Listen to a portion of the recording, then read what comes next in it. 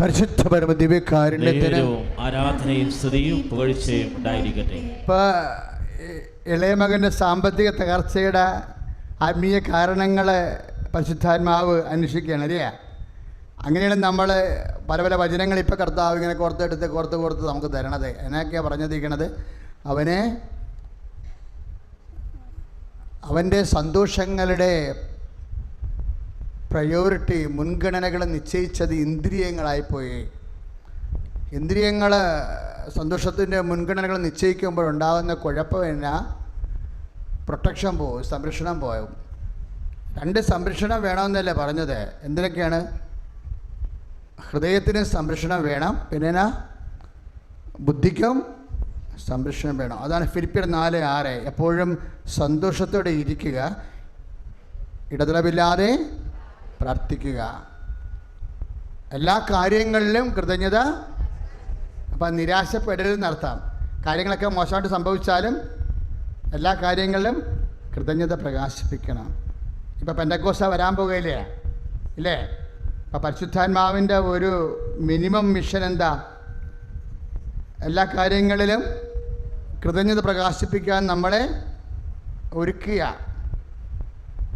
ഇപ്പം എന്ത് സംഭവിച്ചാലും കൃതജ്ഞത, നല്ല വിശ്വാസിയാണെങ്കിൽ കൃതജ്ഞത പ്രകാശിപ്പിക്കും. ഇപ്പോൾ തോറ്റാലും IELTS ഒരു വിഷയം പോയി, അല്ലെങ്കിൽ വിസ പ്രോസസ്സിങ്ങിൽ പരാജയപ്പെട്ടെങ്കിലും നിരാശപ്പെടത്തില്ല.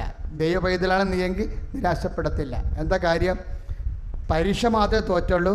എന്നെ ജയിപ്പിക്കുന്ന ദൈവം ഇപ്പോഴും ജീവിച്ചിരിക്കുന്നു. കൈയടിച്ച് കർത്താവിന് ഹല്ലേലൂയ, യേശുസ്തോത്രം, ഹല്ലേലൂയ, ഹല്ലേലൂയ, ഹല്ലേലൂയ, ഹല്ലേലൂയ. കരങ്ങൾ ഉയർത്തിക്കൊണ്ട് സ്തുതിക്കട്ടെ. ഹല്ലേലൂയ, ഹല്ലേലൂയ,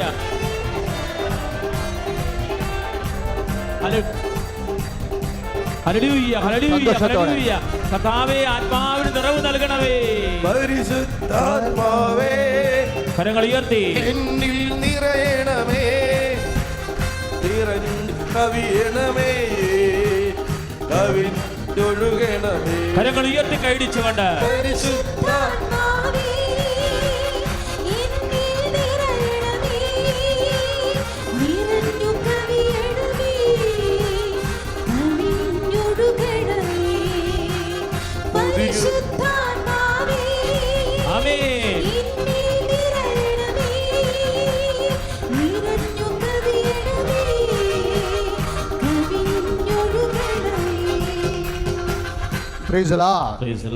കർത്താവിൻ്റെ വചനം പറയണത് നിന്റെ സന്തോഷങ്ങളെ ലോകം നിശ്ചയിക്കുമ്പോഴാണ്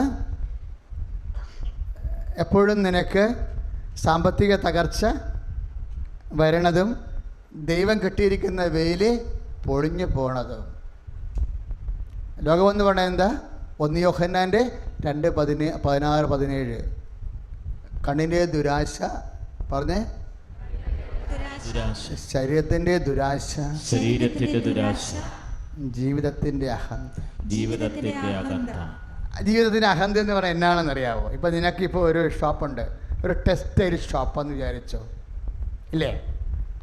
അപ്പോൾ നീ മർച്ചൻ്റ് അസോസിയേഷനിൽ ചെന്ന് അവിടെ സ്റ്റാഫ് മീറ്റിങ്ങിന് പങ്കെടുത്തപ്പോൾ അവിടെയുള്ള കച്ചവടക്കാരെല്ലാം വന്നിട്ടുണ്ട്. മർച്ചൻ്റ് അസോസിയേഷൻ്റെ കച്ചവടക്കാരെല്ലാം മീറ്റിങ്ങിന് വന്നിട്ടുണ്ട്. അപ്പോൾ അവരവരെ ഇൻട്രൊഡ്യൂസ് ചെയ്യുമ്പോൾ അവർക്ക് കോഴഞ്ചേരി ഷോപ്പുണ്ട്, കോലഞ്ചേരി ഷോപ്പുണ്ടെന്നൊക്കെ പറയുമ്പോൾ, കോട്ടയത്തുണ്ടെന്നൊക്കെ പറയുമ്പോൾ നീ പറയും എനിക്ക് ആലപ്പുഴ മാത്രമേ ഉള്ളെന്ന് പറയും. അപ്പോൾ എന്നാ ഒരു കുഴപ്പം തോന്നും അല്ലേ? കാര്യം 3 ഷോപ്പ് 30 ഷോപ്പൊക്കെ ഉള്ള ആൾക്കാരിരിക്കുമ്പോൾ അവിടെ പോയി നമ്മൾ ഒരു ഷോപ്പ് കാരനിരിക്കും. അപ്പോൾ നമ്മൾ ചിന്തിക്കും അടുത്ത പ്രാവശ്യം വരുമ്പോൾ നമുക്ക് എറണാകുളത്ത് കൂടി ഒരു ഷോപ്പ് ഉണ്ടാക്കാം. എന്താ കാര്യം? ഇവന്മാരുടെ കൂടെ പിടിച്ചിരിക്കണ്ടേ? അതാണ് ജീവിതത്തിൻ്റെ അഹന്ത എന്ന് പറയണത്. ഇതെന്നാ സംഭവം? നമ്മൾ ഇപ്പോൾ ബാങ്കുകാരനെന്ന് പറഞ്ഞു കഴിഞ്ഞാൽ നമ്മൾ ചുമ്മാ വഴിയെ പോയാൽ മതി, വിളിച്ചിട്ട് തരും. അത് കഴിഞ്ഞ് പിന്നെ കിഡ്നി അടിച്ചുകൊണ്ട് പോകുന്നേ ഉള്ളൂ, വേറെ കുഴപ്പമൊന്നുമില്ല. ലക്ഷക്കണക്കിന് രൂപ തരും, 80 ലക്ഷം 50 ലക്ഷമൊക്കെ തരും, നമുക്കൊരു കുഴപ്പമില്ല. പിന്നെയാണ് പലിശയും പിഴപ്പലിശയും പലിശക്ക് പലിശയും കൂട്ടുപലിശയും എല്ലാം കൂടി കിഡ്നി കരൾ എല്ലാം അവനടിച്ചു മാറ്റും മൊത്തം. കാര്യം നമ്മൾ അവർക്ക് എപ്പോഴും കടമെടുക്കണവൻ ആർക്ക് വേണ്ടിയാണ് ജീവിക്കുന്നത്? സാമ്പത്തിക സ്ഥാപനങ്ങൾക്ക് വേണ്ടിയാണ് ജീവിക്കുന്നത്. അപ്പോൾ ഈ മറ്റുള്ളവരുടെ മുമ്പിൽ പിടിച്ചു നിൽക്കാൻ വേണ്ടി അതാണ് ജീവിതത്തിൻ്റെ അഹന്ത എന്ന് പറയണത്. അത് എവിടുന്ന് വരുന്നു? സുഖലോലുപത, മധ്യാസക്തി, ജീവിത വ്യഗ്രതകളിൽ നിന്നാണ് അഹന്ത വരണത്. അപ്പോൾ ശരിക്കും അത് എവിടുന്നാണ് വരണത്? ലുക്ക 21:34 നിന്ന് തുടങ്ങിയിട്ട് 1 യോഹന്നാൻ 2:17 വരുമ്പോഴെന്താ പറയണത്? കണ്ണിൻ്റെ ദുരാശ, ശരീരത്തിൻ്റെ ദുരാശ, ജീവിതത്തിൻ്റെ അഹന്ത. ഇതിനുള്ള കുഴപ്പം, പിതാവിന് ഈ വിഷയത്തിൽ നിന്നെ സഹായിക്കാൻ പറ്റത്തില്ല. എന്താ കാര്യം? ഇത് പിതാവിൻ്റെതല്ല. അതാണ് പ്രശ്നം. ഇപ്പോൾ ഈ കസേര കയറി നിങ്ങൾ ഇരിക്കത്തില്ല. കുർബാന ചെല്ലുമ്പോൾ വൈദികൻ, ഞങ്ങൾ പോലും കുർബാന ചെല്ലുമ്പോൾ ഉപയോഗിക്കാനുള്ള കസേരയാണത്. അപ്പം അതുകൊണ്ടാണ് ബൈബിൾ പറയണത് ഇതൊന്നും പിതാവിൻ്റെതല്ല, പിന്നെ എന്താണ്? ലോകത്തിൻ്റെതാണ്. ഈ ലോകത്തിൻ്റേത് അകപ്പെട്ടു പോകാതിരിക്കാൻ വേണ്ടിയാണ് വെയിൽ കെട്ടേണ്ടി വരുന്നത്. എങ്ങനെയാണ് വെയിൽ കെട്ടണത്? അതായത് കണ്ണിന് ദുരാശ, ശരീരത്തിൻ്റെ എപ്പോഴും സന്തോഷത്തോടെ ഇരിക്കുക, ഇടതടവില്ലാതെ പ്രാർത്ഥിക്കുക. അപ്പം ഈ ഉടമ്പടി എടുക്കുമ്പോൾ രക്ഷപ്പെടണം. ഉടമ്പടി നമ്മളെ ശരിക്കും സംരക്ഷിക്കുവേ. ചില അണ്ണന്മാർ ഞങ്ങൾ പറയണത് ആണ് ചെയ്യണത്, ചിലർ ഞങ്ങളെയും ഞെട്ടിച്ച് കളയും. എന്താ? ഞങ്ങൾ പറയുന്നതിനേക്കാൾ കൂടുതൽ ചെയ്യും അവർ. പ്രാർത്ഥനയ്ക്കുള്ള കുഴപ്പം, ഈ അധികമായാൽ അമൃതം വിഷമാണ്. പക്ഷെ അമൃതാണ് വിഷം, പ്രാർത്ഥന ഒരിക്കലും വിഷമാകത്തില്ല. Praise the Lord. അതാണ് ഈശോ പറയണത്, മടുപ്പ് കൂടാതെ പ്രാർത്ഥിക്കാൻ അവൻ അവരോട് ഉപമ പറഞ്ഞു എന്ന്. എല്ലാം മടുക്കാൻ ലോകത്തിലെ, പക്ഷെ മടുത്താലും മുന്നോട്ട് ധൈര്യമായിട്ട് കൊണ്ടുപോകാൻ പറ്റുന്ന എന്താ? പ്രാർത്ഥനയാണ്. അപ്പോഴങ്ങനെ വരുമ്പോൾ എന്നാ സംഭവിക്കണത്? അപ്പോൾ ഫിലിപ്പിയർ 4:6 എന്നാ പറയണത്? എപ്പോഴും സന്തോഷത്തിലിരിക്കുക, ഇടതടവില്ലാതെ പ്രാർത്ഥിക്കുക. അപ്പോൾ നിങ്ങളുടെ ചിന്തകളെയും ഒന്ന് പറഞ്ഞേ, ഹൃദയത്തെയും കർത്താവായ യേശുക്രിസ്തുവിൽ കാത്തുകൊള്ളൂ. അപ്പൊ ചിന്തകളെ കാത്തുകൊള്ളണം. പിടിയാ, ചിന്തകൾക്കൊരു കവറിങ് വേണം, സംരക്ഷണം വേണം. ഹൃദയത്തിന് ഒരു സംരക്ഷണം വേണം. അതിനെന്താ പരിപാടി? എപ്പോഴും സന്തോഷത്തോടെ ഇരിക്കണം. നിരാശ വന്നാലും അതിനെ കർത്താവിൻ്റെ അടിസ്ഥാനത്തിൽ സന്തോഷമാക്കി മാറ്റണം. പരീക്ഷയ്ക്ക് തോറ്റാലും, ബിസിനസ് തകർന്നാലും, 80 കോടി കടമുണ്ടായാലും ശരി, എല്ലാ കടങ്ങളും, ലോകത്തിൻ്റെ മൊത്തം കടങ്ങളെ കൊടുത്തു വീട്ടിയവനാണ് പറഞ്ഞിരിക്കണത്. എന്താ പറഞ്ഞിരിക്കണത്? ധൈര്യമായിരിക്കുവൻ, ഞാൻ ലോകത്തെ കീഴടക്കിയിരിക്കുന്നുവെന്ന്. അപ്പോൾ കർത്താവിൻ്റെ തിരുസന്നിധിയിൽ നിനക്ക് വേണ്ടി മാത്രം പദ്ധതികളുണ്ടാകും. നീ ഇനി എന്തു ചെയ്യും? നിനക്ക് കർത്താവിൻ്റെ മനസ്സിൽ നിൻ്റെ കുടുംബം രക്ഷിക്കാനുള്ള മാർഗം വെളിപ്പെട്ട് വരുന്നത് വരെ സങ്കീർത്തനം 143 വർക്കൗട്ട് ചെയ്യും. കർത്താവേ, അങ്ങേക്ക് ഞങ്ങളോട് കരുണ തോന്നണത് വരെ ഞങ്ങൾ അങ്ങയെ തന്നെ നോക്കിയിരിക്കും. എങ്ങനെ നോക്കിയിരിക്കും? ദാസൻ യജമാന്റെ കണ്ണുകളിലേക്ക് നോക്കണത് പോലെ നോക്കിയിരിക്കും. കൈ അടിച്ച് കർത്താവിനെ ഹല്ലേലൂയ, ഹല്ലേലൂയ, ഹല്ലേലൂയ, ഹല്ലേലൂയ. കരങ്ങൾ ഉയർത്തിക്കൊണ്ട് സ്തുതിക്കട്ടെ. ഹല്ലേലൂയ. കർത്താവായ ദൈവമേ, അവിടുത്തെ കണ്ണുകൾ ഞങ്ങളെ കാണുന്നെന്ന് ദിനവൃത്താന്ത പത്രത്തിലൂടെ പ്രാർത്ഥിക്കുന്നു. സൂര്യ തേജസ്സോടുകൂടി അവിടുത്തെ കണ്ണുകൾ ഞങ്ങളെ കാണുന്നു. ദൈവത്തിന്റെ ശക്തി നിറയട്ടെ. ദൈവത്തിൻ പണ്ണാമത്തെ കരങ്ങളടിച്ചു പാടാം. ദുഃഖങ്ങൾ നീക്കുന്ന, രോഗങ്ങൾ വായിക്കുന്ന, ജീവിക്കും കർത്താവിനെ ചേർന്ന് പാടാം. സ്തുതിക്കാമെന്നാളും വർണ്ണിക്കാം എന്നാളും ദൈവത്തിൻ പണ്ണാമത്തെ. ദുഃഖങ്ങൾ നീക്കുന്ന, രോഗങ്ങൾ മായ്ക്കുന്ന, ജീവിക്കും കർത്താവിനെ. കരങ്ങൾ ഉയർത്തി. കൃപയേറും നാഥാ നിന്റെ കവിതേ വരുന്നു ഞങ്ങൾ എല്ലാവരും. കൃപ മാറി പെയ്യണമേ, മരുഭൂവിൽ ജീവിച്ചിടാം. വിശ്വാസത്തോടെ കൃപയേറും നാഥാ നിന്റെ കവിതേ വരുന്നു ഞങ്ങൾ കൃപ മാറി ചെയ്യണമേ, മരുഭൂവിൽ ജീവിച്ചിടാം. പരിശുദ്ധ പരമ ദിവ്യകാരുണ്യം, എന്തുകൊണ്ടാണ് സന്തോഷത്തോടെ ഇരിക്കാൻ പറയണത്? ആ ധൂർത്തപുത്രൻ തിരിച്ചു വരത്തില്ലേ? ഇല്ലേ? അവൻ ബിസിനസ് തകർന്നാലും ശരി, സമ്പത്ത് തകർന്നാലും, കടക്കാരനായാലും അവന് തിരിച്ചു വരാൻ ഒരു വീടും ഒരു തുറന്നിട്ട വാതിലുമുണ്ട്. അവിടെ വഴിക്കണ്ണെന്ന് നോക്കിക്കൊണ്ട് കാത്തിരിക്കാനൊരു അപ്പനുണ്ട്. എന്തെല്ലാം കഥകളാണ് ബൈബിൾ പറയണത്. നീ എങ്ങനെ തകർന്നാലും നിന്നെ കാത്തിരിക്കാൻ നിനക്കൊരാളുണ്ട്. സ്തുതിയുടെ ഹല്ലേലൂയ. യേശുവേ സ്തോത്രം. ഹല്ലേലൂയ ഹല്ലേലൂയ ഹല്ലേലൂയ ഹല്ലേലൂയ. കരങ്ങൾ ഉയർത്തിക്കൊണ്ട് സ്തുതിക്കട്ടെ. ഹല്ലേലൂയ ഹല്ലേലൂയ ഹല്ലേലൂയ ഹല്ലേലൂയ. കൃപയേറും. ഹല്ലേലൂയ ഹല്ലേലൂയ ഹല്ലേലൂയ. യേശുവേ യേശുവേ യേശുവേ. അവൻ പറയണത് ഒന്നും കേൾക്കാതെ എനിക്ക് ഏറ്റവും ഇഷ്ടപ്പെട്ടത് അവൻ കുറേ കാര്യങ്ങൾ പറയുന്നുണ്ട്. സങ്കടപ്പെട്ട അപ്പനോട്, അപ്പാ അങ്ങനെ പറ്റിപ്പോയി അപ്പാ, ഇങ്ങനെ പറ്റിപ്പോയി അപ്പാ എന്ന് പറഞ്ഞിട്ട് ഇതൊന്നും അപ്പൻ മൈൻഡ് പോലും ചെയ്യണില്ല. കറക്റ്റ് അപ്പനാ. ഇങ്ങനെ പറ്റിപ്പോയി അങ്ങനെ പറ്റിപ്പോയി, ബുദ്ധിമോശം സംഭവിച്ചു പോയി, ഇത്തിരി ആക്രാന്തം കൂടിപ്പോയി, ഒരു സംഭവം അവൻ പറയണമെന്നും അപ്പനെ കേൾക്കണ കൂടിയില്ല. അപ്പൻ എന്നാ ചെയ്യണത്? അവനെ റീസെറ്റ് ചെയ്യാൻ നോക്കുകയാണ്. ദൈവവേദനയിലെ നീ എത്ര തകർന്നാലും നിന്റെ അപ്പൻ നിന്നെ റീസെറ്റ് ചെയ്തിരിക്കും. സ്തുതിയുടെ ഹല്ലേലൂയ. യേശുവേ സ്തോത്രം. ഹല്ലേലൂയ ഹല്ലേലൂയ ഹല്ലേലൂയ ഹല്ലേലൂയ. യേശുവേ നന്ദി കർത്താവേ. കർത്താവേ ഞങ്ങളുടെ ജീവിതം പുനഃക്രമീകരിക്കുന്നതിനെ ഓർത്ത് നന്ദി പറയുന്നു. ഹല്ലേലൂയ. കരങ്ങൾ ഉയർത്തിക്കൊണ്ട് സ്തുതിക്കട്ടെ. കൈകൾ ഉയർത്തി കർത്താവേ അങ്ങയുടെ തിരുമുമ്പിൽ ഞങ്ങളുടെ ജീവിതത്തെ സമർപ്പിക്കുകയാണ്. ആയിരിക്കുന്ന അവസ്ഥയിൽ സമർപ്പിക്കുകയാണ്. പുനഃക്രമീകരിക്കണമേ എന്റെ ദൈവം. ഇല്ലില്ല സാധ്യമായൊന്നുമില്ല, സർവശക്തനാണല്ലോ എന്റെ ദൈവം. ഇല്ലില്ല സാധ്യമായൊന്നുമില്ല, അഖിലാണ്ടത്തെ നിർമ്മിച്ചവൻ എൻ പിതാവല്ലോ എന്നാനന്ദം. അഖിലാണ്ടത്തെ നിർമ്മിച്ചവൻ എൻ പിതാവല്ലോ എന്നാനന്ദം.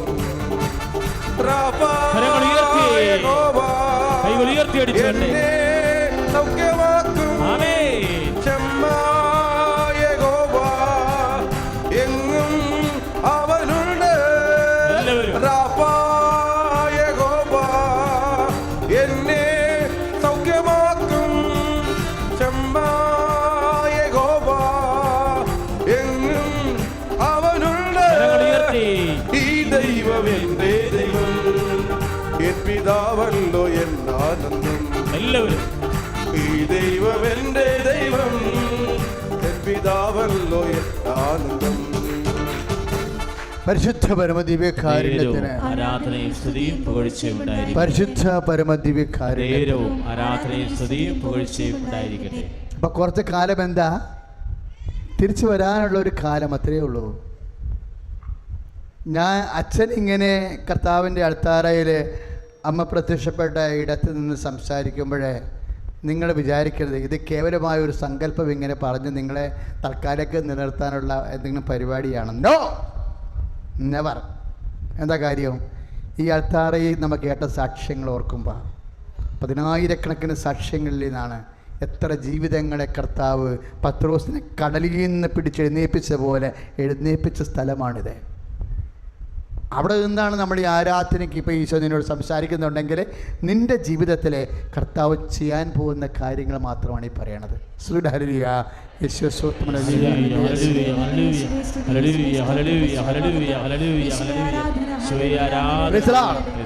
പക്ഷേ അതുപോലെ തന്നെ പ്രധാനപ്പെട്ട ഒരു വിഷയമാണ് അവിടെ വേറെ ഒരാൾ രംഗത്ത് വരുന്നുണ്ട്. ആരാണത്? മൂത്ത സഹോദരൻ അല്ലേ? ധൂർത്തപുത്രൻ്റെ മൂത്ത സഹോദരൻ. അങ്ങനെക്കുറിച്ച് അതിമനോഹരമായൊരു വാക്ക് ബൈബിളിലുണ്ട്. എന്നാ കാര്യം എന്നറിയാവോ? അദ്ദേഹം ഇതിനേക്കാൾ ഭയങ്കര പ്രക്ഷുബ്ധമായ അവസ്ഥയിലാണ്. എന്താ കാര്യം? ഈ അനുജന് എപ്പോഴും ഭയങ്കര വിജയമാണ്. എന്താ? അവൻ എന്നാ ചോദിച്ചാലും അപ്പോഴപ്പം കിട്ടും അപ്പൻ്റെ അടുക്കെന്ന്. പണ്ട് സ്വത്ത് ചോദിച്ച് മൊത്തം കൊടുത്ത്, ഇപ്പോൾ അവൻ തിരിച്ചു വന്നപ്പോൾ കൊടുത്ത കാളക്കുട്ടിയെ കൊന്ന് ഉടുപ്പുണ്ടായി കൊടുത്ത് നൃത്താഘോഷമായി ഭയങ്കര അടിപൊളി. അപ്പോഴപ്പന് ഒരു ചെറിയ അപ്പന് ഓർക്കണം, ഇനി പ്രാർത്ഥിച്ചിട്ട് എന്നാ ഗുണം. രണ്ട് മക്കളും പ്രാർത്ഥനയ്ക്ക് പുറകെയാണ് ശരിക്കും പറഞ്ഞാൽ. മറ്റവൻ പ്രാർത്ഥിക്കാണ്ടിരുന്നുള്ള ഓരോ തീരുമാനമൊക്കെ എടുത്ത് സമ്പത്തെല്ലാം തെറ്റായ തീരുമാനം കൊണ്ട് ഒരു പരിപാടിയൊക്കെ കാണിച്ചു കൂട്ടി കാശൊക്കെ പോയി. ഇവർ ഇപ്പം എന്നാ ചോദിക്കണത്? അവൻ ചോദിക്കണത് എന്താണ്? ഞാൻ വീട്ടിൽ കയറണ വേണ്ടെന്നാ ചോദിക്കണത് അല്ലേ? ഞാൻ നിൽക്കണ പോകണമെന്ന് ചോദിക്കത്തില്ലേ? കാര്യം എന്താ? എനിക്കിനിവിടെ സ്പേസ് ഇല്ല. കാര്യം എനിക്ക് അപ്പൻ്റെ കള്ളക്കളികളെല്ലാം മനസ്സിലായി. ചുമ്മാ പറ്റിപ്പാ, കുഞ്ഞുനാളെ മുതൽ എന്നെ പറ്റിക്കണതാ. ഓരോ കാര്യം പറഞ്ഞു. ഇന്ന് വരെ കാര്യമായിട്ടൊന്നും എനിക്ക് വേണ്ടി ചെയ്തിട്ടില്ല. പക്ഷേ ഇവന് വേണ്ടി എല്ലാം ചെയ്ത് അവൻ തേച്ച് കഴുകി വന്നപ്പോഴിപ്പോൾ അവൻ തന്നെ ഇവിടെ ഇപ്പോഴും പ്രിൻസായിട്ട് വിളങ്ങണത്. അവൻ തന്നെ രാജകുമാരൻ. പിന്നെ നമുക്കൊരു ഇടമില്ലാത്ത സ്ഥലത്ത് ചുമ്മാ എന്തിനാ നമ്മുടെ സമയം കളയണത്? അതിന് ബൈബിള് പറയണ വാക്കെന്താ?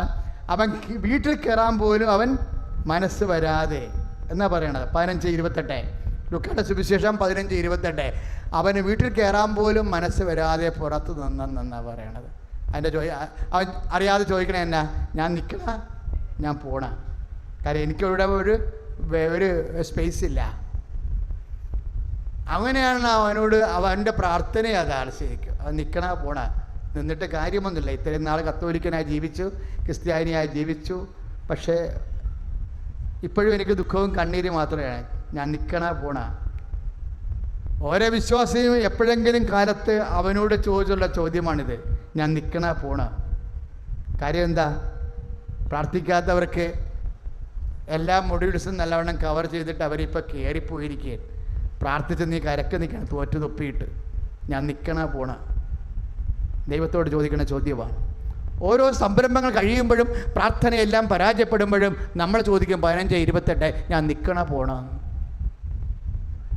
എന്നിട്ട് മറ്റുള്ളവരുമായിട്ട് താരതമ്യപ്പെടും. നിൻ്റെ ഈ മകൻ സ്വത്ത് വേശ്യകളുടെ കൂടെയാണ് ദൂർത്തടിച്ചത്. ആ വിശ്വാസിയല്ല, അജ്ഞാനിയാണ്. അജ്ഞാനിയൊക്കെ കടകട്ട ജീവിതമാണ് അവൻ ജീവിച്ചു കൂട്ടണത്. പക്ഷേ അവനെയാണ് നീ ഭൗതികമായ എല്ലാ ആനുകൂല്യങ്ങളും നൽകിയിരിക്കുന്നത്. ഞാൻ നിൽക്കണ പോണ. ഞാൻ കുഞ്ഞുനാൾ മുതൽ ചില പറയും ഞാൻ ഓട്ടർ ബോയ് ആയിരുന്നച്ചാ എന്ന് പറയും. ഞാൻ അൽത്താര ശുശ്രൂഷകനായിരുന്നവരൊക്കെ പറഞ്ഞ് കർത്താവിൻ്റെ അടുത്ത് വന്ന് വിലപേശിച്ചു ശരിക്കും. ഞാൻ നിൽക്കണോ പോണോ? ചിലപ്പോൾ നിൻ്റെയും മനസ്സ് ചിലപ്പോഴേ ഈ 15-28 വർക്ക് ചെയ്യും. അവൻ്റെ നിപ്പ് കാണുമ്പോഴേ അപ്പൻ പുറത്തു വന്നെന്നാണ് പറയണത്, ഇല്ലേ? മകൻ കർത്താവിൻ്റെ സന്നിധി വിട്ട് പോകാൻ പോകുന്നു, വിശ്വാസത്തിൽ നിന്ന് പോകാൻ പോകുന്നു, സ്നേഹത്തിൽ നിന്ന് പോകാൻ പോകുന്നു, പ്രാർത്ഥനയിൽ നിന്ന് പോകാൻ പോകണമെന്ന് കാണുമ്പോൾ നിൻ്റെ വിടത്തില്ല നിൻ്റെ പിതാവ്. നിൻ്റെ വൈകാരികമായ സങ്കടങ്ങളുടെ ഒരു ചിന്ത നിൻ്റെ ഉള്ളിൽ വരുമ്പോൾ തന്നെ ഞാൻ അറിയുന്നുവെന്ന് സങ്കീർത്തനം 139:1 പറയും. നിന്റെ വിശ്വാസം ഇടർന്ന് കാണുമ്പോൾ നിന്റെ അപ്പൻ വാതിൽ തുറന്ന് പുറത്തു വരും, കൈ അടിച്ച് കർത്താൻ.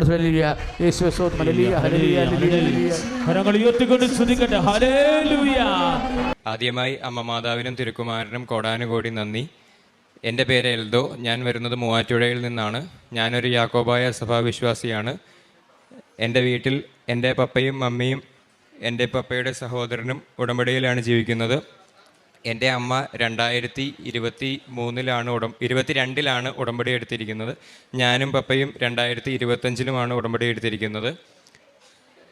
ഞങ്ങളുടെ കയ്യിലുണ്ടായിരുന്ന ഒരു വാഹനം 1.5 വർഷമായി വിൽക്കാതെ ഇരിക്കുകയായിരുന്നു. ആര് വന്ന് വണ്ടി നോക്കിയിട്ടും ഞങ്ങൾ ഉദ്ദേശിക്കുന്ന ഒരു വിലയോ ഞങ്ങൾക്ക് ഉണ്ടായിരിക്കുന്ന വിലയിൽ നിന്ന് വളരെയധികം കുറഞ്ഞ വിലയാണ് പറഞ്ഞുകൊണ്ടിരുന്നത്. ഞാൻ ഉടമ്പടി എടുത്ത് നിയോഗം വെച്ച് പ്രാർത്ഥിച്ചതിൻ്റെ ഫലമായി 1 മാസത്തിനുള്ളിൽ ആ വണ്ടി നഷ്ടം വരാതെ മാതാവും തിരുക്കുമാരനും സഹായിച്ച് വിറ്റു തരികയും 2 ദിവസത്തിനുള്ളിൽ അതിലും നല്ല ഒരു വണ്ടി തന്ന് അനുഗ്രഹിക്കുകയും ചെയ്തു. എൻ്റെ പപ്പയ്ക്ക് ചെറിയ രീതിയിൽ വണ്ടി കച്ചവടമുള്ളതാണ്. അതിനുശേഷം ഞാൻ കോയമ്പത്തൂർ അനസ്തേഷ്യ ഫസ്റ്റ് ഇയർ ആണ് പഠിക്കുന്നത്. ഞാൻ എഡ്യൂക്കേഷൻ ലോൺ എടുക്കുന്നതിനായി പല ബാങ്കുകളിലും കയറി ഇറങ്ങുകയും ഒരു ബാങ്കിൽ നിന്നും കിട്ടാതിരിക്കുകയും ഞാൻ ഉടമ്പടി എടുത്ത് പ്രാർത്ഥിച്ചതിൻ്റെ ഫലമായി 1.5 മാസത്തിനുള്ളിൽ പലതവണ കയറി ഇറങ്ങിയിട്ടും കിട്ടില്ല, ഇവിടെ നിന്ന് തരില്ല എന്ന് പറഞ്ഞ ബാങ്കിൽ നിന്ന് എനിക്ക് ലോൺ പാസ്സായി കിട്ടുകയും ഞാൻ ബാങ്കിൽ ചെന്ന് ആരും ചവിട്ടാത്തയെടുത്ത് മാതാവിൻ്റെ ഉപ്പിട്ട് പ്രാർത്ഥിക്കുകയും എനിക്ക് ആ ലോൺ പാസ്സായി കിട്ടുകയും ചെയ്തു. ഞാൻ ഹോസ്റ്റലിലാണ് നിന്ന് പഠിക്കുന്നത്. എൻ്റെ ഹോസ്റ്റൽ റൂമിൽ എനിക്ക് പലതരത്തിലുള്ള സങ്കടങ്ങളും തടസ്സങ്ങളും പ്രയാസങ്ങളും ഉണ്ടായിരുന്നു. പ്രാർത്ഥിക്കുന്നതിനാണെങ്കിലും പഠിക്കുന്നതിനാണെങ്കിലും ഉറങ്ങുന്നതിനാണെങ്കിലും റൂംമേറ്റ്സുമായി അത്ര നല്ല ഇതിലല്ല പോയിക്കൊണ്ടിരുന്നത്. എനിക്ക് അവരോട് നല്ല രീതിയിലൊന്ന് സംസാരിക്കാനോ ഒന്നിനും തന്നെ കഴിയുന്നുണ്ടായിരുന്നില്ല. ഞാൻ വളരെയധികം സങ്കടപ്പെട്ട് ഉടമ്പടി എടുത്ത് പ്രാർത്ഥിച്ചതിൻ്റെ ഫലമായി എനിക്ക് അവരോട് നല്ല രീതിയിൽ തുറന്ന് സംസാരിക്കുവാനും നല്ല രീതിയിൽ തന്നെ ഇപ്പോൾ മുമ്പോട്ട് പോകാൻ സാധിക്കുന്നു. എനിക്ക് പ്രാർത്ഥിക്കുവാനും കിടക്കുവാനും പഠിക്കുവാനും എല്ലാം നല്ല രീതിയിൽ സാധിക്കുന്നുണ്ട്. എൻ്റെ ക്ലാസ്സിൽ എനിക്കുണ്ടായിരുന്ന അധ്യാപകരിൽ നിന്നും എല്ലാ സങ്കടങ്ങളും വിഷമങ്ങളും എല്ലാം മാതാവ് മാറ്റി തന്നു. ഓരോ റെക്കോർഡ് പറഞ്ഞു കേൾപ്പിക്കാൻ ചെല്ലുമ്പോഴാണെങ്കിലും ബാക്കിയുള്ള കുട്ടികളോട് ചോദ്യം ചോദിച്ച് ബുദ്ധിമുട്ടിക്കുന്നത് പോലെ ഒന്നും എൻ്റെ മാതാവ് എന്നെ ബുദ്ധിമുട്ടിച്ചിട്ടില്ല. ഞാൻ എൻ്റെ സഞ്ചാരി മാതാവ് എനിക്ക് മുമ്പേ സ്റ്റാഫ് റൂമിൽ ചെല്ലണം, എന്നോട് മാതാവ് വേണം ചോദ്യം ചോദിക്കാൻ എന്ന് പ്രാർത്ഥിച്ചിട്ടാണ്, ഈ പ്രത്യക്ഷീകരണ പ്രാർത്ഥന ചൊല്ലിയിട്ടാണ് ഞാൻ എന്നും എൻ്റെ എല്ലാ കാര്യങ്ങൾക്കും പോയിക്കൊണ്ടിരിക്കുന്നത്. എൻ്റെ ഇതുവരെയുള്ള റെക്കോർഡുകളെല്ലാം എന്നെ ഇതുവരെ ബുദ്ധിമുട്ടിപ്പിക്കുകയോ ഒരു പ്രയാസപ്പെടുത്തുന്ന ചോദ്യങ്ങളോ ചോദിച്ച് ബുദ്ധിമുട്ടിക്കാതെ എനിക്ക് പറഞ്ഞു കേൾപ്പിച്ച് മാതാവും തിരുക്കുമാരനും സൈൻ തന്ന് അനുഗ്രഹിച്ചിട്ടുണ്ട്. ഞാൻ ഉടമ്പടി എടുത്തതിന് ശേഷം എഴുതിയ ഇൻറ്റേർണൽ എക്സാം ആണെങ്കിലും എനിക്ക് നല്ല മാർക്കോടുകൂടി പാസ്സാവാൻ സാധിച്ചു. ഞങ്ങൾ വീട് വാങ്ങിയിട്ട് 7 വർഷമായി. 5 വർഷമായി ഡിസംബർ മാസം മുതൽ മെയ് മാസം വരെ ഒരു തുള്ളി വെള്ളം പോലും ഉണ്ടാവുകയില്ലായിരുന്നു. എൻ്റെ അമ്മ അടുത്തുള്ള വീട്ടിൽ നിന്നായിരുന്നു വെള്ളം കോരി കൊണ്ടുവന്നിരുന്നത്. കൃപാസനത്തിൽ ഉടമ്പടി എടുത്ത് പ്രാർത്ഥിച്ചതിൻ്റെ ഫലമായി എൻ്റെ അമ്മ കൃപാസനത്തിലെ നേർച്ച വസ്തുക്കൾ ഉപയോഗിച്ച് വിശ്വാസപ്രമാണം ചൊല്ലി കിണറ്റിലിട്ട് പ്രാർത്ഥിക്കുകയും കിണറ്റിൽ ഇപ്പോൾ ഞങ്ങൾക്ക് ആവശ്യത്തിൽ കൂടുതലുള്ള വെള്ളം തന്ന് അനുഗ്രഹിക്കുകയും ചെയ്തു. എനിക്ക് വർഷങ്ങളായി മൈഗ്രെയിൻ ഉണ്ടായിരുന്നതായിരുന്നു, പാരമ്പര്യമായിട്ടുള്ളതാണ് എന്നാണ് പറയുന്നത് ഡോക്ടേഴ്സ്. എനിക്ക് തലവേദന വന്നാൽ കണ്ണിലേക്ക് വേദന വരികയും കണ്ണ് കാണാൻ പറ്റില്ലാത്ത രീതിയിൽ വരെ വരികയും എൻ്റെ അന്നത്തെ ദിവസം വരെ പോകുന്ന അവസ്ഥയായിരുന്നു. ഇവിടെ വന്ന് ഉടമ്പടി എടുത്ത് പ്രാർത്ഥിച്ച് നേർച്ച വസ്തുക്കൾ ഉപയോഗിച്ച് പ്രാർത്ഥിച്ചതിൻ്റെ ഫലമായി ഞാൻ ഉടമ്പടി എടുക്കുന്നതിന് മുമ്പ് മുതൽ എനിക്ക് ഇന്ന് ഈ നിമിഷം വരെ അതുപോലെ ഒരു തലവേദന വരികയോ കണ്ണിന് അസ്വസ്ഥതകളോ ഉണ്ടായിട്ടില്ല. ഞാൻ എൻ്റെ ഉടമ്പടി എടുത്തതിന് ശേഷം ഞാൻ സ്ഥിരം ഡോളോയും അമൃതാഞ്ജനും ഒക്കെ ഉപയോഗിച്ചുകൊണ്ടിരുന്ന ഒരു വ്യക്തിയായിരുന്നു. എൻ്റെ കൂട്ടുകാരെല്ലാം എന്നെ ഒത്തിരി വഴക്ക് പറഞ്ഞിട്ടുണ്ട്, നീ എന്തിനാണ് ഇങ്ങനെ ഡോളോ കഴിക്കുന്നത്, നല്ലതല്ല എന്ന് പറഞ്ഞ്. പക്ഷേ എനിക്ക് വേദന വരുമ്പോൾ എനിക്ക് പിടിച്ചു നിൽക്കാൻ പറ്റില്ലാത്ത അത്രയും ബുദ്ധിമുട്ടായിരുന്നു. ഞാൻ ഉടമ്പടി എടുത്ത് 2 മാസം കഴിഞ്ഞു. ഇതുവരെയും ഞാൻ ഒരു മരുന്ന് പോലും ഉപയോഗിച്ചിട്ടില്ല. എൻ്റെ മരുന്നിൻ്റെ പാത്രം എൻ്റെ അടുത്തായിരുന്നു എന്നും ഇരുന്നുകൊണ്ടിരുന്നത്. ഞാൻ അതെടുത്ത് മാറ്റിവെച്ചു. ഇന്ന് വരെ ഞാൻ ഒരു ഗുളികയോ ഒരു മരുന്നോ ഒന്നും തന്നെ ഉപയോഗിച്ചിട്ടില്ല. ഞങ്ങളുടെ പ്രേക്ഷിത പ്രവർത്തനങ്ങൾ കഴിയുന്ന എല്ലാ മാസവും തന്നെ ഇവിടെ അമ്മ മാതാവിൻ്റെ അടുത്ത് വരികയും മലയാളം തമിഴ് പത്രങ്ങൾ വാങ്ങുകയും ഞങ്ങളെല്ലാവരും കഴിയുന്ന എല്ലാവർക്കും തന്നെ അക്രൈസ്തവർക്കും എല്ലാവർക്കും തന്നെ വിതരണം ചെയ്യുകയും ഞാൻ തമിഴ്നാട്ടിലാണെങ്കിലും കഴിയുന്ന എല്ലാ മക്കൾക്കും എൻ്റെ കൂട്ടുകാർക്കും കൊടുക്കാൻ ശ്രമിക്കാറുണ്ട്. എനിക്ക് കിട്ടിയ അനുഗ്രഹങ്ങളെ പറ്റി എല്ലാ മക്കളോടും പറയുകയും അവരെയും വിശ്വാസത്തിലേക്ക് കൊണ്ടുവരാൻ ശ്രമിച്ചിട്ടുണ്ട്. ഓരോ വണ്ടി എടുത്തു കഴിയുമ്പോഴും ഞങ്ങൾ ആ വണ്ടിയുമായി ഞങ്ങളെല്ലാവരും വീട്ടിലെ എല്ലാവരും തന്നെ ഇവിടെ അമ്മ മാതാവിൻ്റെ അടുത്ത് വന്ന് പ്രാർത്ഥിച്ച് അനുഗ്രഹത്താലാണ് അതിനുശേഷമാണ് ആ വണ്ടി വിൽക്കാറുള്ളൂ. വണ്ടി കച്ചവടത്തിൽ നിന്ന് കിട്ടുന്ന ലാഭത്തിൽ നിന്നും ഒരു ചെറിയൊരു വീതം ഞങ്ങളിൽ കഴിയുന്ന ഒരു വീതം പാവപ്പെട്ടവർക്കോ രോഗികൾക്കോ അല്ലെങ്കിൽ അനാഥാലയത്തിൽ പോയി അവിടെ സന്ദർശിക്കുകയോ ചെയ്യാറുണ്ട്. പിന്നെ ആത്മീയമായി വന്ന മാറ്റങ്ങൾ, ഞാനൊരു യാക്കോബായ സഭാവിശ്വാസിയാണെന്ന് പറഞ്ഞു. ഞങ്ങളെല്ലാവരും വീട്ടിൽ വർഷത്തിൽ 1 മാത്രം കുമ്പസാരിച്ചുകൊണ്ടിരുന്നവരായിരുന്നു. ഉടമ്പടി എടുത്തതിന് ശേഷം പറ്റുമ്പോഴെല്ലാം തന്നെ കുമ്പസാരിക്കാൻ സാധിച്ചിട്ടുണ്ട്. വിശുദ്ധ കുർബാനയ്ക്ക് പോകുമ്പോഴാണെങ്കിലും വിശുദ്ധ കുർബാന സ്വീകരിക്കുവാൻ എന്നാൽ കഴിയുന്ന വിധം ഞാൻ ശ്രമിച്ചിട്ടുണ്ട്. സ്വഭാവത്തിലാണെങ്കിലും ഒത്തിരി മാറി നല്ല രീതിയിൽ ജീവിക്കുവാൻ സാധിക്കുന്നു. വേദോസ്തം വായന സന്ധ്യാപ്രാർത്ഥനയിൽ മാത്രം ഒതുങ്ങിയിരുന്നതായിരുന്നു. അതിപ്പോൾ അരമണിക്കൂറോ സാധിക്കുമ്പോഴെല്ലാം 1 മണിക്കൂറോ ആയി വായിക്കുവാൻ സാധിക്കുന്നുണ്ട്. ഞാൻ പഠിക്കുന്നതിനേക്കാൾ കൂടുതൽ പ്രാർത്ഥിക്കുകയാണ് ചെയ്യുന്നത്. അതെന്നോട് പല കൂട്ടുകാരും ചോദിച്ചിട്ടും പല രീതിയിലുള്ള കളിയാക്കലുകളും വന്നിട്ടുണ്ട്. പക്ഷെ അതൊന്നും എന്നെ ബാധിക്കുന്ന ഒരു വിഷയമല്ല. ഇതുവരെ വഴി നടത്തിയതിനും എല്ലാവിധ അനുഗ്രഹങ്ങൾക്കും കൃപകൾക്കുമായി മാതാവിനും തിരുക്കുമാരനും കോടാനുകോടി നന്ദി പറയുന്നു. ഞാനൊരു ഡ്രൈവറാണ്. എനിക്ക് ചെറിയ രീതിയിലുള്ള വണ്ടി കച്ചവടമുണ്ട്. ഒരു വണ്ടി എടുത്ത് കച്ചവടം ചെയ്യും. അത് ആരെയും വഞ്ചിക്കാതെ, അവരുടെ ആരുടെയും ശാപങ്ങൾ മേടിക്കാതെ കച്ചവടം ചെയ്യണം. അതിൽ നിന്ന് കിട്ടുന്ന ഒരു ചെറിയ വീതം പാവപ്പെട്ട രോഗികൾക്കോ അല്ലെങ്കിൽ അനാഥാലയത്തിലെ അവർക്കോ ഒരു നേരത്തെ ഭക്ഷണമോ അങ്ങനെ എന്തെങ്കിലുമൊക്കെ ഞാൻ ചെയ്യാറുണ്ട്. പിന്നെ വണ്ടി എടുത്തു കഴിഞ്ഞ് കഴിഞ്ഞാൽ ഞാൻ ഇവിടെ കൊണ്ടുവന്ന് അമ്മ മാതാവിൻ്റെയും തിരുക്കുമാരൻ്റെയും അനുവാദം മേടിച്ചതിന് ശേഷമേ ഞാൻ ആ വണ്ടി കച്ചവടം ചെയ്യാറുള്ളൂ. അങ്ങനെയാണ് ഇന്ന് വരെയും ചെയ്തിട്ടുള്ളത്. അതിൽ നിന്ന് എന്തെങ്കിലും ഞാൻ വീഴ്ചകൾ വന്നിട്ടുണ്ടെങ്കിൽ മാതാവിനോടും തിരുക്കുമാരനോടും മാപ്പ് ചോദിക്കാറുണ്ട്. ഞാൻ തെറ്റിക്കാറില്ല. എന്നും ഏത് മാസവും ഇവിടെ വരാറുണ്ട്. ഞാൻ പത്രങ്ങൾ മേടിച്ച് ഞാൻ പോകുന്ന തമിഴ്നാട്ടിൽ സൈഡിലൊക്കെ ഞാൻ കൊടുക്കാറുണ്ട്. മലയാള പത്രം വിതരണം ചെയ്യാറുണ്ട്. അങ്ങനെ എല്ലാ കാര്യങ്ങളും, എന്നാൽ കഴിയുന്ന എല്ലാ കാര്യങ്ങളും, എല്ലാ പ്രേക്ഷിത പ്രവർത്തനങ്ങളും ചെയ്യാറുണ്ട്. ഞങ്ങളെല്ലാവരും ബൈബിള് നിത്യവും വായിക്കാറുണ്ട്. സാധാരണ സന്ധ്യാപ്രാർത്ഥനകളിലാണ് വായിക്കാറുള്ളൂ. ഇപ്പോൾ എപ്പോഴും അങ്ങനെ ബൈബിള് വായിക്കാറുണ്ട്. പിന്നെ ഞങ്ങളെ കൊണ്ട് കഴിയാവുന്നവരെ കൊണ്ടൊക്കെ ഇവിടെ കൊണ്ടുവന്ന് ഉടമ്പടി ഇടിപ്പിച്ചിട്ടുണ്ട്. പിന്നെ എൻ്റെ സഹോദരനും വേണ്ടി ഞാൻ ഇവിടെ വന്ന് പ്രാർത്ഥിച്ചതിൻ്റെ ഫലമായി അവൻ്റെ ക്യാൻസർ രോഗം പൂർണ്ണമായിട്ടും അമ്മ മാതാവും തിരുക്കുമാരനും എടുത്തു മാറ്റി തന്നു. ഇത്രയും അനുഗ്രഹങ്ങൾ തന്ന തിരുക്കുമാരനും അമ്മ മാതാവിനും കോടാനുകോടി സ്തോത്രവും ഹല്ലേലൂയ സ്തുതി ആമേനും അർപ്പിക്കുന്നു. നന്ദി യേശുവേ.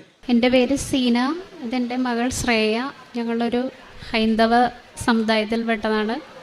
ഇതെൻ്റെ രണ്ടാമത്തെ സാക്ഷ്യമാണ്. മകൾക്ക് വേണ്ടിയിട്ടാണ് ഇപ്പോഴത്തെ സാക്ഷ്യം. മകൾ 9th പഠിക്കുന്ന സമയം മുതൽ അവൾ പീരീഡ്സ് ആവുന്നുണ്ടായിരുന്നില്ല. അപ്പോൾ ഞങ്ങൾ 9th 10th ആയി. അപ്പോൾ ഞങ്ങൾ ഡോക്ടറെ കണ്ടു, മെഡിസിൻ എടുത്തു. അത് 1 വർഷത്തെ കോഴ്സ് പറഞ്ഞു. കോഴ്സ് കംപ്ലീറ്റ് ചെയ്തു. എന്നിട്ടും ആവുന്നുണ്ടായിരുന്നില്ല. പ്ലസ് ടു ആയ സമയത്ത് അവൾ വളരെയധികം സങ്കടപ്പെട്ട് പരിശുദ്ധ അമ്മയോട്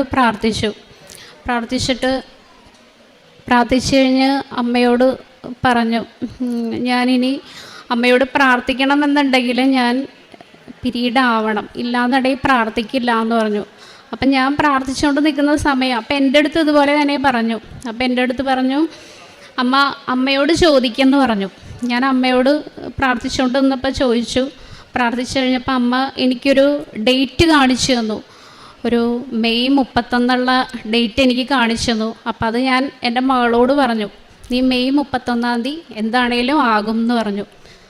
അപ്പോൾ മകൾ പറഞ്ഞു, മെയ്യിലായില്ല എന്ന മെയ് 31 കഴിഞ്ഞില്ലെങ്കിൽ ഞാൻ എന്ത് ചെയ്യണം എന്ന് ചോദിച്ചു. ഞാൻ പറഞ്ഞു, എന്താണേലും മെയ് 31 കഴിഞ്ഞു പോവില്ല, എന്താണേലും മെയ് 31 തന്നെ നീ ആകും എന്ന് പറഞ്ഞു. അങ്ങനെ മെയ് 31 അന്ന് ഒരു ഉച്ചയോട് കൂടിയിട്ട് അവൾ ആദ്യത്തെ ആർത്തവം അവൾക്ക് സംഭവിച്ചു. അത് പരിശുദ്ധ അമ്മയ്ക്കും ഈശോയ്ക്കും ഒരുപാട് നന്ദി പറയുന്നു. വളരെയധികം ഞങ്ങൾ ഒത്തിരിയേറെ സങ്കടപ്പെട്ടാണ് ഞങ്ങൾ പ്രാർത്ഥിച്ചത്. കാരണം +2 പഠിക്കുന്ന കുട്ടി എന്ന് പറയുമ്പോൾ എല്ലാവരും അവളോട് ചോദിക്കും, ഫ്രണ്ട്സൊക്കെ ആണെങ്കിലും ഭയങ്കര സങ്കടമായിരുന്നു.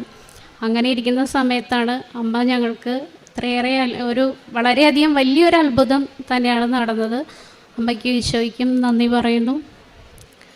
രണ്ടാമത്തെ സാക്ഷ്യം, മോൾ +2 പഠിക്കുന്ന സമയത്ത് +2 കഴിയാൻ പോകുന്നു. അപ്പോൾ തുടർ പഠനത്തിനായിട്ട് സാമ്പത്തികമായി ഒന്നും ഞങ്ങൾക്ക് ഉണ്ടായിരുന്നില്ല.